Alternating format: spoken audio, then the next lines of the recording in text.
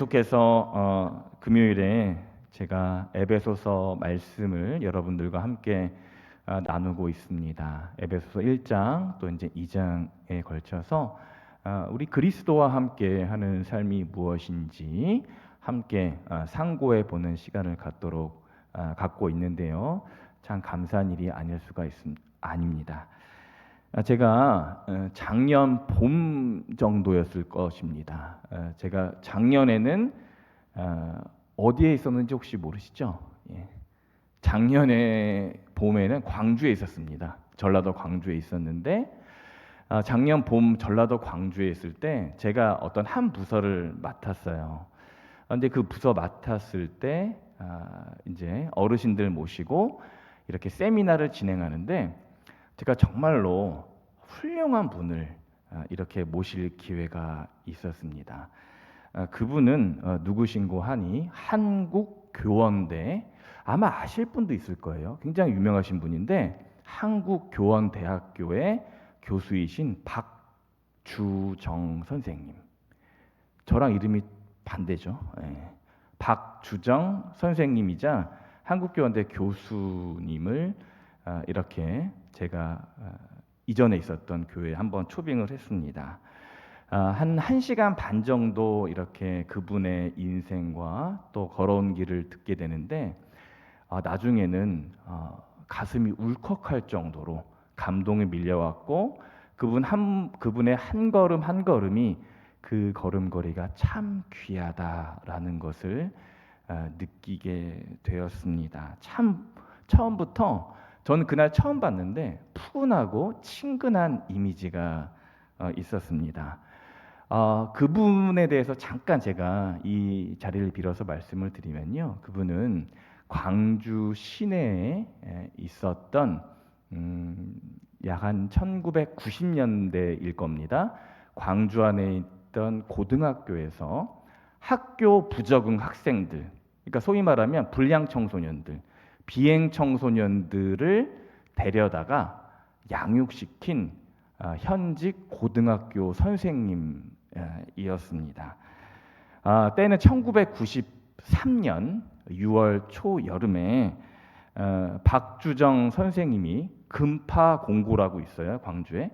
그 금파공고에 선생님으로 재직하던 시절 8명의 고등학교 학생들을 자기 친자식처럼 데리고 약 9개월 동안 6개월이 훨씬 넘는 기간 동안 아이들을 먹이고 입히고 재우면서 본인 10평 아파트 집에서 그렇게 살았다고 합니다. 10평이면 어떻습니까? 10평이면 굉장히 협소한 공간에서 정말 그 체격이 그 건장한 고등학교 남학생, 그것도 일반 고등학교가 아니고 비행 청소년, 아주 굉장한 청소년들만 데리고 그렇게 9개월 동안 살았다고 하니 얼마나 대단하지 않겠습니까? 요 앞에 사진 한번 띄워주시면 이 사진이 그때 그 박주정 선생님과 함께 9개월 동안 살았던 고등학교 학생들입니다. 어떻게 좀 보이시나요? 저 왼쪽에서 세 번째가 이제 그 박주정 선생님 교수님이신데 그분이 저 아이들을 93년도 당시에 먹이고 입히고 또 타이르고 얼르고 달래고 하면서 그들을 바른 길로 인도했다라고 하는 것입니다. 그리고 93년이 지나고 나서 아이들이 더 몰려오니까 선생님께서는 자신의 사제를 털어서 자비량으로 전라도에 가면 담양이라고 있습니다. 대나무가 굉장히 유명한 지역인데 그 담양에 빈 공터에다가 공동 학습장을 세우게 됩니다. 이제 폐가 건물을 매입해가지고 지금으로 따지면 수련회장 같은 데에다가 학생들을 양육을 했던 것이죠. 이 선생님이 무려 이 사역을, 이 가르침을 9년 동안, 무려 9년, 근 10년에 가까운 아주 오랜 기간 동안 비행 청소년들만 몇 명을 양육했겠습니까? 707명. 예. 단 한 명의 일반 학생도 없고 비행 청소년만 707명을 본인 아파트 10평짜리 집에서 먹고 자고, 또 아이들 술 먹고 들어오고 담배 피고 들어오고, 그런 아이들만 싸우고 들어오고, 이런 아이들을 길러낸 것입니다. 학생들 등하교 책임졌고요. 그 다음에 생활 지도를 해줬고, 아이들이 바른 길로 걸어갈 수 있도록 인성학습을 시켰습니다. 그리고 이 선생님이 당시에 갖고 있던 차가 한 대 있었는데, 그 혹시 빨간색 프라이드 혹시 여러분들 아세요? 예전에 그 구형 빨간색 프라이드, 각진. 그 프라이드로 아이들을, 그거 몇 명이나 타겠습니까? 아이들 한 번에 6, 7명씩 태워가지고 담양에서 광주까지 등하교를 이렇게 실어 날랐다고 합니다. 9년 동안 움직인 거리 키로수가 혹시 얼마 정도 되실까요? 네, 놀라지 마십시오. 50만 킬로미터. 네, 보통 한 20만 정도만 타도 차가 막 왔다 갔다 하잖아요. 근데 그 소형차 경차로 50만 킬로를 아이들을 실어 날랐다라고 하는 것입니다. 이 선생님께서 전국 각지를 누비면서 이제는 지난 수십 년 동안 우리 아이들을 길렀던 그 경험담과 스토리와 우여곡절과 희로애락을 전달하고 있습니다. 우리가 잘 아시는 아침마당에도 한번 출연하셨고요. 그 다음에 세바시 15분에 또 한번 이렇게 출연하셨습니다. 아마 유튜브에 들어가면 이 선생님, 교수님에 관한 영상이 여러 개 뜨는 것을 볼 수가 있습니다. 그리고 제가 작년 봄에 이 선생님, 박주정 선생님의 책을 친필 사인을 받았습니다. 굉장한 영광인데요. 앞에 한번 화면에 띄워주시면 이 책이에요. 선생 박주정과 707명의 아이들. 지난 2023년도 김영사에서 출판된 아주 구구절절한 책인데, 수십 년 동안 아이들을 양육했던 스토리가 아주 리얼하게 들어가 있습니다. 저는 이 책을요, 단 며칠 만에 너무 재밌고 웃기고 또 감동이 돼서 읽게 되었습니다. 여러분들도 꼭 이 책을 한 권 꼭 읽어 보셨으면 좋겠습니다. 많은 분들이 이 책을 보면서 울으셨고, 많은 선생님들, 많은 학부모님들이 이 책에서 도전받고 희망을 발견하게 되었습니다. 저는 그때 작년 봄에 이 선생님의 경험담을 들으면서 또 이 선생님의 책을 읽으면서 느꼈던 게 한 가지가 있어요. 이 선생님의 인생 철학, 또 학교 철학은 분명했습니다. 함께였어요. 아이들과 함께, 학생들과 함께 아침이나 오밤중에나 새벽이나 아이들 곁에 가서 함께 지냈어요. 말 그대로 말뿐만이 아니라 동거동락을 하셨더라고요. 말이 안 되는 그런 환경들 속에서 그렇게 살아갔다라는 것을 느꼈습니다. 끝까지 아이들 손 붙잡고 아이들과 함께 울어줬고요. 아이들의 포기하지 않도록 손을 붙잡아서 일으켜 줬습니다.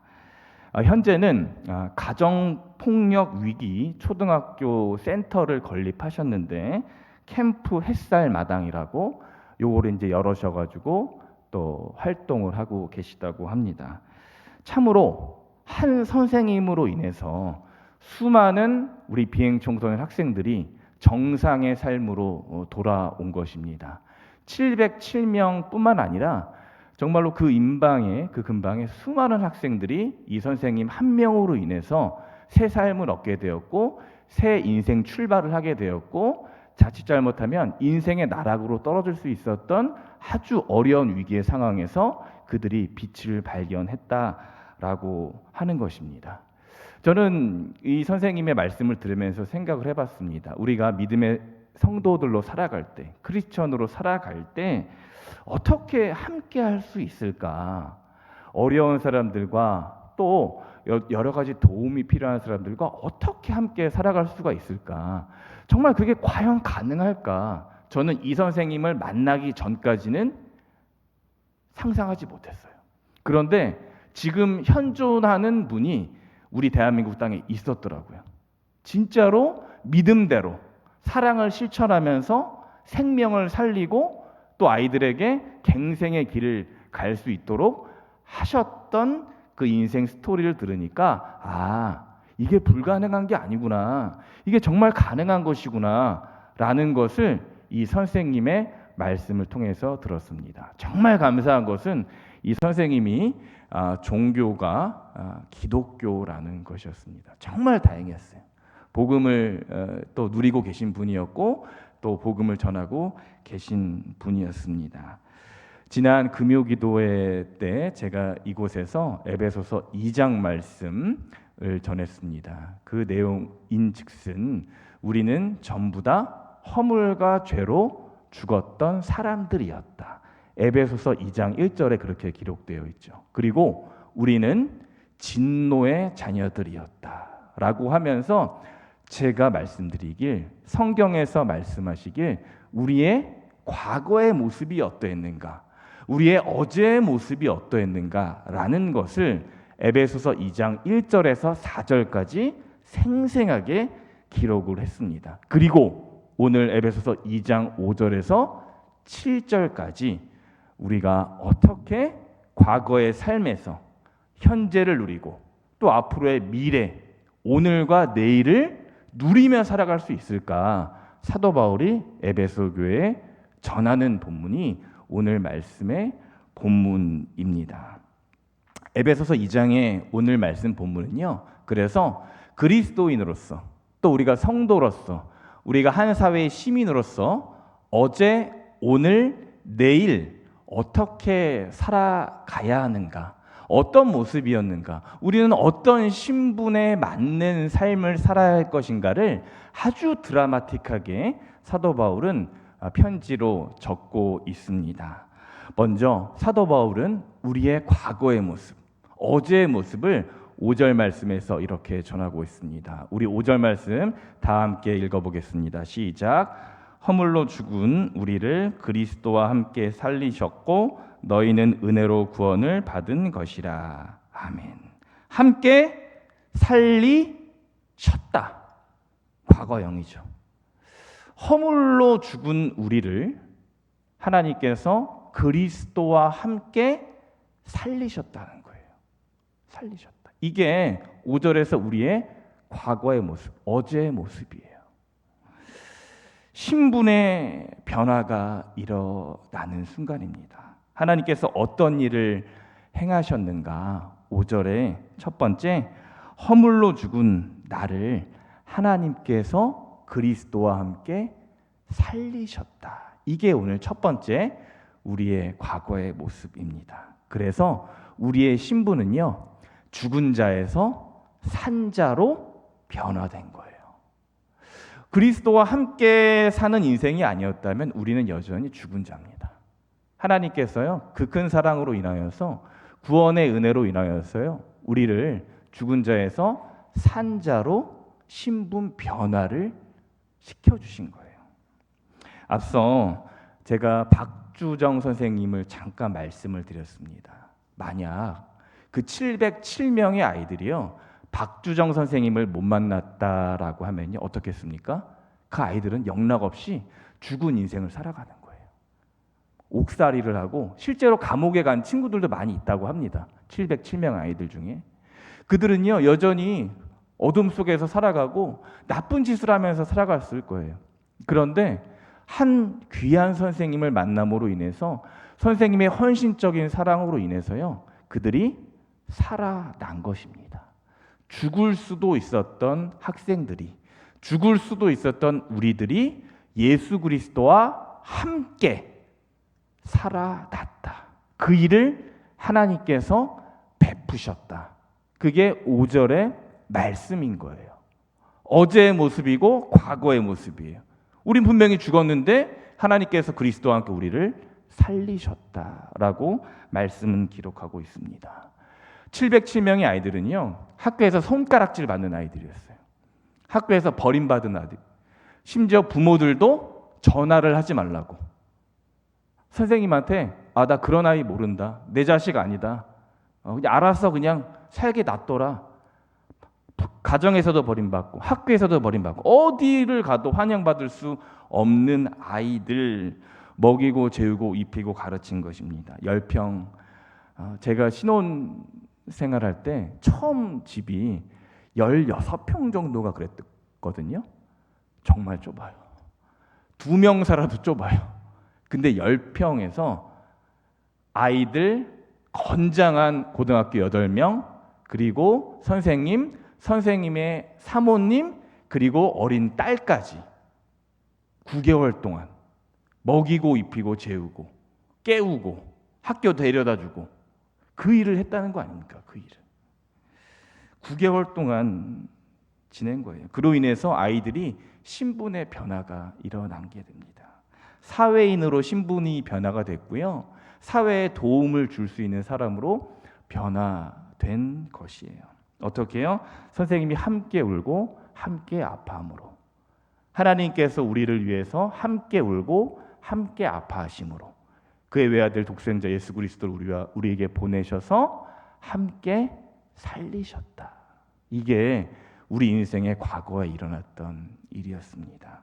바울은 선포합니다. 하나님께서 우리를 사랑하셔서 하마터면 허물로 죽을 수밖에 없었던 연약한 우리들을 함께 하심으로 함께 살렸다라고 하신 겁니다.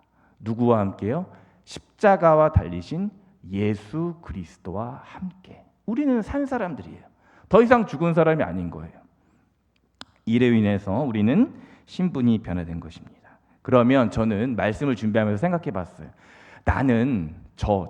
저는 내 스스로에게 질문할 때 나는 산 사람으로서, 이미 난 과거에 산 사람으로 지위가 변동이 되었는데 산 사람으로서 걸맞는 사람으로 살고 있는가, 목회자로 살아가고 있는가라고 질문을 해봤습니다.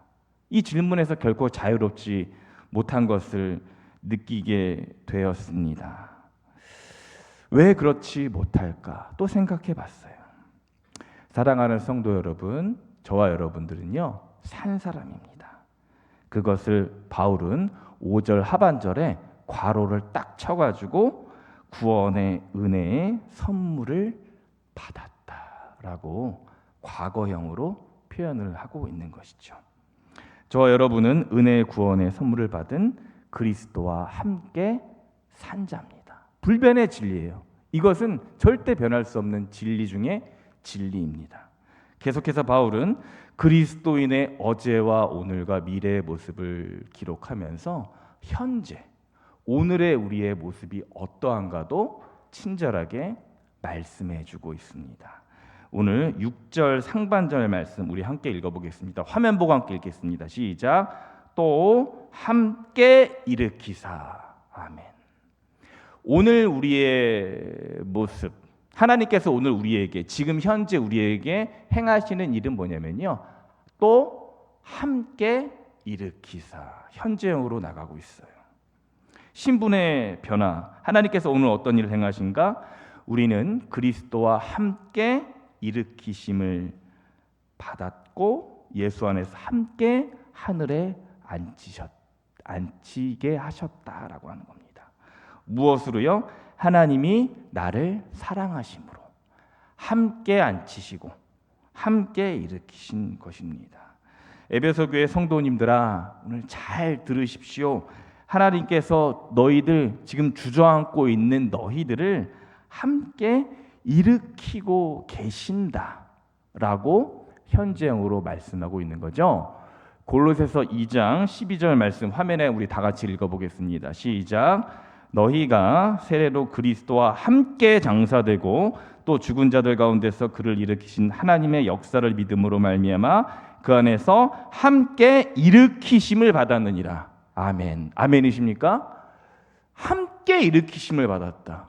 똑같은 말씀이 골로새서 2장에 사도 바울이 선포하고 있습니다. 너희는 세례로 함께 예수와 죽었으나 또 함께 하나님께서 너희를 일으키셨다. 앞서 또 말씀드리는 것은 이 박주정 선생님 양육한 707명의 학생들, 버림받은 인생들, 인생에서 소망이 없는 인생들, 아이들, 희망이 없고 비전이 없는, 그래서 밑바닥, 저 시궁창 밑바닥에서 주저앉을 수밖에 없었던 아이들, 그런데 선생님이요 함께 아이들의 손을 붙잡고 일으켜줬어요. 아이들이 좌절하고 낭망하고 낙심할 때 선생님이 아이들의 손을 붙잡고 함께 부둥켜 안고 부축해 줬어요. 실제 그 이야기가 책에 나옵니다.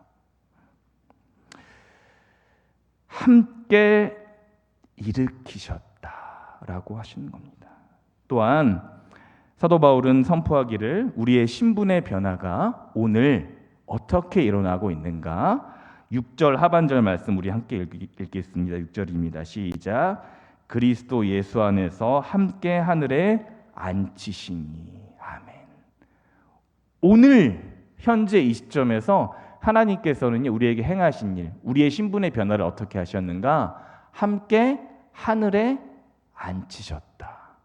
예수님 혼자 딸랑 덩그러니 하늘에 앉히신 게 아니고요. 우리를요. 연약한 허물로 인해 죽을 수밖에 없었던 우리들을요. 그리스도와 함께 하늘에 앉히신다. 오늘의 모습, 현재의 모습인 것이죠. 바울은 말합니다. 하나님은 날 사랑하셔서, 여러분을 사랑하셔서 예수와 함께 하늘에 앉히신다. 제가 다른 한글 역본을 봤더니요, 이 함께라는 단어가 같은이라는 말로 번역되어 있더라고요. 그러니까 이 번역을 함께 하늘에 앉히신 이를요, 예수 안에서 같은 하늘 자리에 앉히시니라고 번역을 한 것을 보았습니다. 뭡니까? 우리 모두가요, 오늘 예수와 함께 하늘에 앉힘을 받고요, 예수와 같이 하늘에 앉힘을 받는다라는 것입니다. 그렇다면 오늘 우리 앞을 가로막고 있는 고통과 고난, 역경과 어려움 앞에 있을지라도 우리 모두는요, 소망이 있습니다. 왜요? 오늘 하나님께서 저와 여러분을 오늘 이 시점 현재에 예수와 함께 하늘에 앉히신다라고 했어요.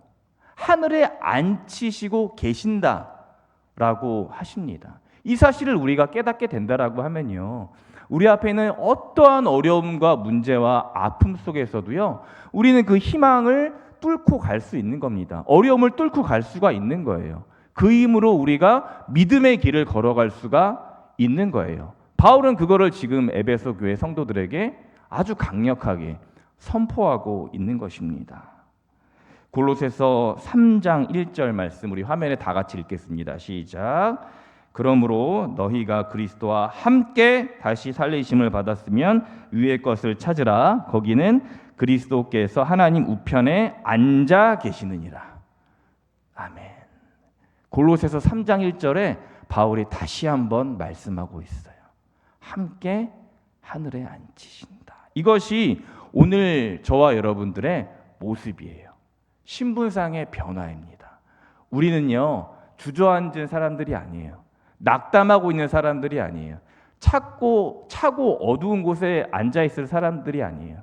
하나님과 함께, 예수와 함께 하늘 영광, 하늘 보좌에 앉을 사람들입니다. 하나님께서 친히 그 길로 우리를 인도하신다라고 말씀하고 계시는 거예요. 그러므로 바울은 에베소에 또 우리들에게 확신과 담대함으로 이렇게 마지막으로 우리에게 선포합니다. 그리스도인으로서 내일의 모습, 미래의 모습 어떻게 살아갈 것인가 말씀하죠. 7절 말씀 우리 다 함께 읽어보겠습니다. 7절입니다. 시작. 이는 그리스도 예수 안에서 우리에게 자비하심으로써 그 은혜의 지극히 풍성함을 오는 여러 세대에 나타내려 하심이라. 아멘. 여기서 중요한 게 오는 여러 세대에 나타내신다. 앞으로 우리가 만나게 될 다음 세대들, 앞으로 내일에 만나게 될 많은 사람들에게 그 은혜의 지극히 풍성함을 나타내시겠다고 하나님께서 말씀하시는 거예요, 지금. 그것을. 사랑하는 아름다운 교회 성도 여러분, 기독교는요, 우리 믿음의 기독교는요, 희망을 이야기합니다. 소망을 이야기하는 거예요. 할 수 있다. 해야 한다. 일어난다. 걸어갈 수 있다라는 것을 우리 기독교는 선포하고 있는 것입니다. 비전과 소망을 품게 하는 겁니다. 종국의 우리 모두는요, 예수 안에서 하나님의 자비와 은혜에 힘입어서 구원의 풍성한 은혜를 나타내야 합니다. 그게 오늘 저와 여러분들에게 바라시는 하나님의 권면의 말씀이에요.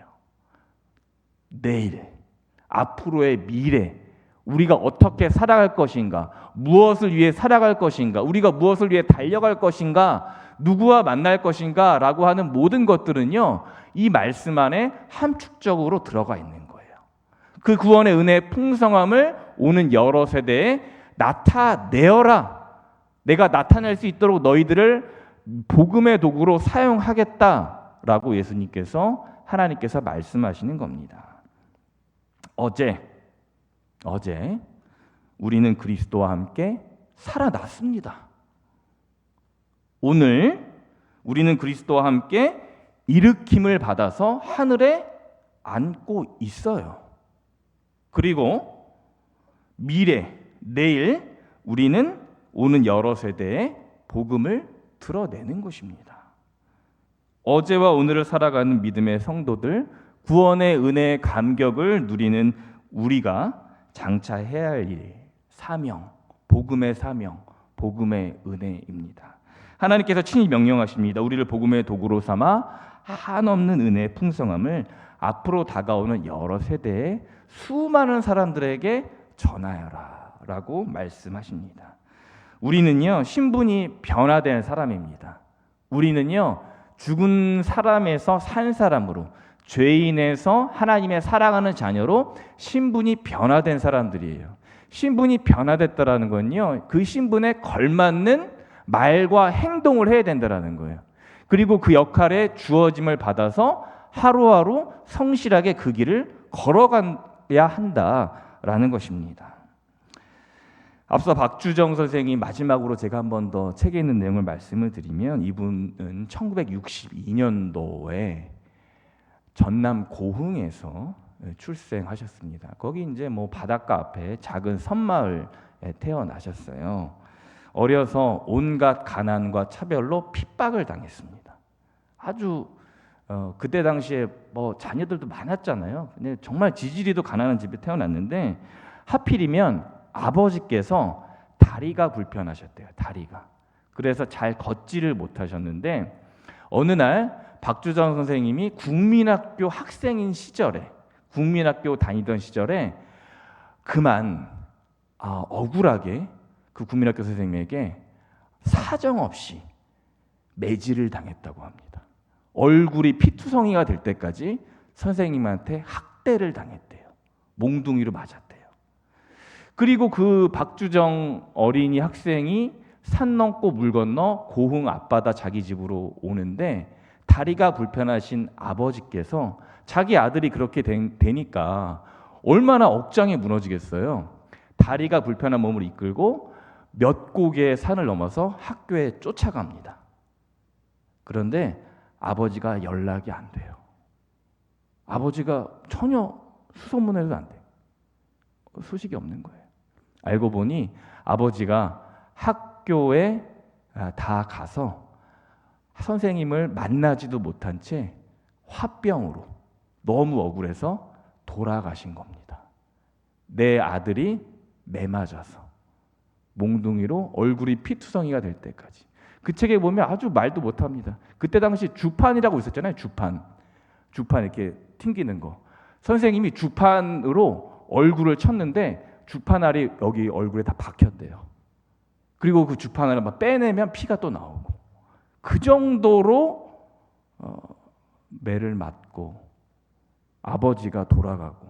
그래서 이 박주정 선생님이 자기 때문에 아버지가 돌아가셨다라는 것을 생각하고, 그 방황하던 학창 시절에 그 선생님을 원망하고 어떻게 하면 저 선생님을 복수할 수 있을까라고 살았다고 합니다. 그런데 그 복수심이 점차 사랑으로 승화되어서 아이들을 가르치게 된 겁니다. 자기도 어렵게 살고 어렵게 학대받았기 때문에 707명의 학생들을 길러낼 수 있었던 거예요. 많은 학생들에게 많은 사람들에게 교육의 가치와 사랑과 관심을 전파한 분입니다. 공교육과 사교육을 초월하신 선생님, 그 헌신, 열정, 우리도 복음의 그리스도인이라면요, 이 선생님과 같은 삶을 살아야 하지 않을까 생각해 봅니다. 구원의 은혜, 여러분들 굉장히 큰 것입니다. 오늘 에베소 2장 4절에 보면요, 하나님의 사랑이 아니고 하나님의 큰 사랑이라고 수식어로 꾸며주고 있어요. 하나님의 사랑은요, 일반적인 사랑이 아니에요. 사실 이 큰이라는 단어조차도 형용할 수 없는 사랑이 하나님의 사랑이다라고 하는 거예요. 우리는 지난주에 새생명축제 선포주일을 했습니다. 위에 현수막도 있는데, 그리고 이제 돌아오는 주일날 3명의 태신자를 작정합니다. 또 다음 달 4월 19일날 새생명축제 태신자를 초청하는 기쁨의 주일을 드리게 됩니다. 함께 예배드리고 함께 식사하고 함께 교제하는 잔치예요. 사랑하는 성도 여러분, 하나님께서 예수님과 함께 일하셨습니다. 그 하나님은 우리를 예수와 함께 살리시고 함께 일으키시고 함께 앉히셨어요. 그러면 나의 역할, 우리의 역할은 무엇입니까? 주변의 이웃, 아직 주님을 모르는 분들에게 가서 그 영혼들과 함께해야 합니다. 그것을 가리켜서 여러 세대에 나타내야 한다. 미래형으로 말하고 있죠. 전도와 선교입니다. 그 하나님이 오늘도 우리와 함께 하셔요. 어제 오늘 내일도 영원히 앞으로도 함께 하실 하나님과 예수님과 성령님. 오늘 4절에서 이렇게 마지막으로 사도 바울은 먼저 선포합니다. 4절 우리 마지막으로 다 함께 읽어보겠습니다. 시작. 긍휼이 풍성하신 하나님이 우리를 사랑하신 그 큰 사랑을 인하여. 아멘. 사랑하는 우리 아름다운 교회 성도님 여러분, 이 하나님이 우리의 하나님이십니다. 다른 나라, 다른 집 하나님도 되시지만 나의 하나님이신 거예요. 선생님이 707명의 아이들을 사랑한 것처럼 하나님은요, 우리에게도 큰 사랑을 베푸십니다. 큰 사랑을 나타내셔요. 어제도, 오늘도, 내일도 큰 사랑 베푸시는 긍휼이 풍성한 하나님은 여러분 개개인 함께, 또다시 함께 하십니다. 그리고 부탁하세요. 하나님께서 이 큰 사랑의 은혜의 풍성함을 오는 여러 세대에 전하거라. 내가 너희를 오는 여러 세대에 전하는 복음의 도구로 삼겠다. 사도 바울이 그랬고요. 믿음의 선진들이 그랬고요. 초대 교부들이 그랬어요. 우리 조선시대 순교자 목사님들이 그랬고요. 지금 선교사님들이 이 일을 감당하고 있는 거예요. 이 일에 우리가 어찌 열애될 수가 있겠습니까? 하나님께서 명령하시는 것인데요. 오는 여러 세대에 이 지극히 큰 은혜의 풍성함을, 큰 사랑을 전하여라. 이것이 오늘 내가 성도로 살아가는, 하나님의 자녀로 살아가는 존재 이유입니다. 우리가 하루하루 살아가는 근본적인 목적이에요. 바울이 그랬습니다. 이제는 저와 여러분의 차례입니다. 박주정 선생님을 보면서 전 가능성을 봤어요. 이거 안 되는 일 아니다. 가능하다. 707명, 7,700명, 수많은 영혼들을, 우리 아이들을, 수많은 사람들을 주께로 돌아오게 할 수가 있다. 우리 모두 특별히 새생명 축제 주간을 지나가고 있는 이때 여러 세대에 복음을 전하라 하시는 하나님의 말씀을 우리가 잘 청종하여서 귀한 복음의 사명자 되시기를 이 시간 말씀을 생각하며 간절히 소망합니다. 함께